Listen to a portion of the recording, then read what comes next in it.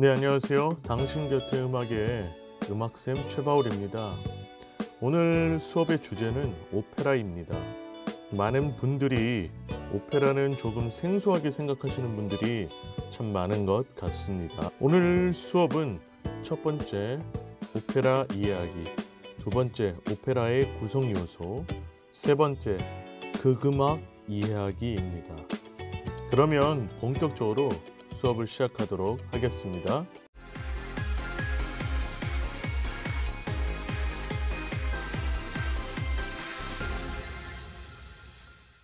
자, 파트 1 오페라 이해하기로 수업에 들어가 보겠습니다. 오페라는요, 연극에서 말로 전달하는 대사를 노래로 표현하는 대규모의 음악극으로 가극이라고도 불립니다. 이 오페라는 음악적 요소는 물론 문학, 연극, 미술, 무용 등 모든 장르의 예술이 모두 합쳐진 종합 예술입니다. 자, 그러면 100번의 말보단 한번 들어보아야겠죠? 로시니의 오페라, 세빌리아의 이발사 중 나는 이 거리의 만물 박사를 한번 들어보도록 하겠습니다.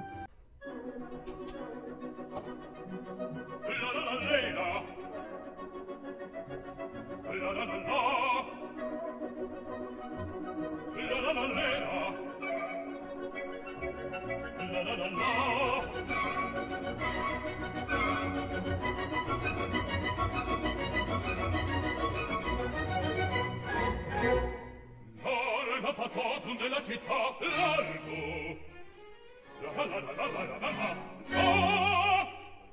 esta bottega che n'alveggia presto la la la la la la la la che bel vivere che bel piacere per un barbiere di qualità bravissimo, bravo! La la la la la la la la! Oh, la sonatissima per verità, bravo! La la la la la la la la la! Fortunatissimo per verità, fortunatissimo per verità, la la la la la la la.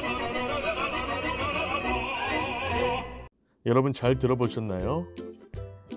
나는 이 거리의 만물 박사. 이 곡은요, 아름다운 로지나와 백작의 사랑 이야기를 그려 로맨틱 코미디라고도 합니다.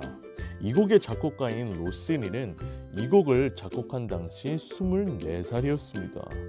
처음 오페라는요, 대부분 귀족들이 즐겼었기 때문에 전설적인 위대한 인물이나 영웅들을 소재로 하는 진지하고 또 무거운 내용을 다루는 정가극이었습니다. 그런데 세빌리아 이발사에서는 의외로 주인공보다는 하인이 더 똑똑합니다.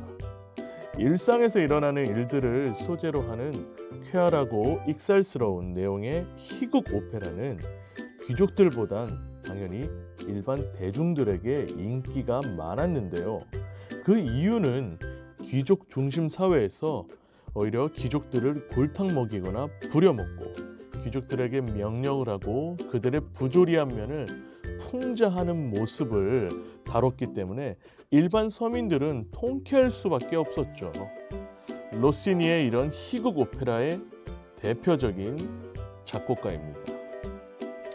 파트 2 오페라의 구성 요소에 대해 알아보겠습니다. 오페라는 이렇게 구성되어져 있습니다. 첫 번째, 서곡입니다. 서곡은 막이 오르기 전에 극의 내용을 암시해주는 관현악곡인데요. 마치 여러분이 어렸을 때 TV에서 만화 영화 주제가가 나오면 와, 내가 좋아하는 만화네 하면서 TV 앞으로 오시지 않았나요? 만화 주제가를 들으며 오늘은 무슨 내용일까 하며 기대하게 되죠. 그런 기능을 하는 게 바로 서곡입니다. 다음은 간주곡입니다. 막과 막 사이에 연주되는 가벼운 곡을 간주곡이라고 하는데요. 오페라는 1막, 2막, 3막 이런 막으로 구성되어져 있는데요. 그 사이사이에 연주를 하는 것이 바로 간주곡입니다.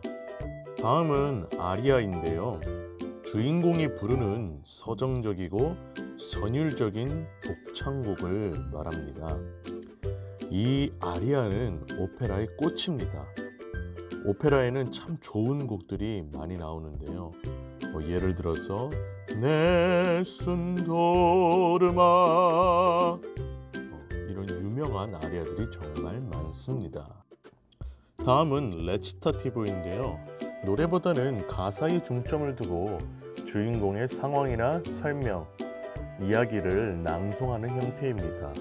이 레치타티브는 오페라를 보다가 보면 노래는 아닌 것 같은데 그렇다고 말도 아니고 말과 노래의 중간 형태의 낭송하듯이 부르는 것이 바로 레치타티브입니다. 다음은 중창인데요. 몇 사람이 함께 부르는 노래, 이중창, 삼중창, 사중창 이런 형태로 부르는 것이 바로 중창입니다. 오페라는 다양한 형태의 노래를 들을 수 있는데요. 이렇게 몇 사람들이 다수로 부르는 것이 바로 중창입니다. 자, 마지막으로 합창인데요. 극 중에 군중이 부르는 노래입니다. 다시 얘기해서 많은 사람들이 화음을 넣어서 노래를 하는 것이 바로 합창인데요. 오페라, 아이다나, 투란도트 같이 규모가 큰 오페라에서는 많은 군중들이 부르는 합창이 굉장히 웅장하고 멋있습니다. 자, 오페라를 알아봤는데요. 이번에는 파트 3, 극음악 이야기입니다. 화면에 보이는 장면은 극음악의 한 장면들입니다. 이번에는 오페라와 판소리의 공통점과 차이점을 찾아보는 시간을 갖도록 하겠습니다. 먼저 앞서서 제가 수업에서 극음악이 뭐라고 했었죠? 네, 맞습니다. 말로 전달하는 대사를 노래로 표현하는 것입니다. 왼쪽은 오페라 중에 한 장면이고요. 오른쪽은 판소리 중에 한 장면입니다. 둘 다 극음악이죠. 극음악은 뭐라고요? 네, 맞습니다. 대사를 노래로 표현하는 것. 꼭 명심하시길 바라겠습니다. 그렇다고 한다면 차이점은 당연히 이 극음악의 발생 지역에 따라서 다양한 형태로 발전이 되게 되겠죠. 서양 같은 경우는 오페라 귀족 중심으로 극음악이 발달되고 우리나라 같은 경우는 국악, 또 서민들, 노동요 등등 이렇게 다양한 형태로 차이점을 보이면서 발달이 되어집니다. 이 극음악 중에 뮤지컬 같은 경우는요. 음악, 노래, 춤, 연기, 무대 장치 등이 한데 어우러져서 구성된 종합 공연물입니다. 이 뮤지컬 같은 경우는 19세기 영국에서 시작을 해서 미국에서 발달을 하게 되죠. 그런데 뮤지컬이지만 노래가 없는 댄스 뮤지컬도 있다라는 사실을 알아두시면 좋을 것 같습니다. 판소리는요, 우리나라의 대표적인 극음악입니다.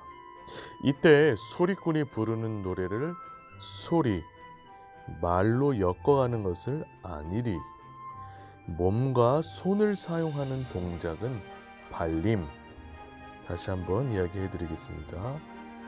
소리꾼이 부르는 노래를 우리는 소리라고 하고요. 말로 엮어가는 것을 아니리, 몸과 손을 사용하는 동작은 발림이라고 합니다. 그렇다고 한다면 옆에서 북장단을 치는 고수는 얼씨구 좋다 하는 추임새를 하면서 흥을 돋구기도 합니다. 이 판소리를 한 번 더 정리하자면 한 사람의 소리꾼이 고수의 북장단에 맞추어서 긴 이야기를 노래와 말로 엮어가는 우리나라의 민속 예술입니다. 판소리를 구성하는 이 배경과 등장인물 또 모든 상황은 조선시대에 뿌리를 두고 있습니다.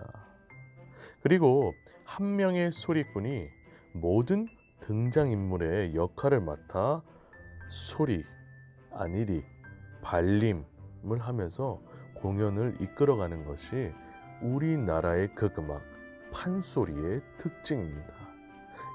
여러분들 우리나라의 음악 정도는 꼭 알고 계셨으면 좋겠습니다. 오늘 이렇게 극음악에 대해서 배워봤습니다. 서양의 극음악 오페라, 또 우리나라의 극음악 판소리. 다시 한번 극음악은 오늘 뭐라고 했었죠? 맞습니다. 대사를 노래로 표현하는 것이 바로 극음악입니다. 또한 우리나라의 판소리의 특징에 대해서도 한번 알아봤었고요. 여러분들이 꼭 이번 기회에 극음악에 대해서 확실하게 알아두셨으면 좋겠습니다. 감사합니다, 여러분.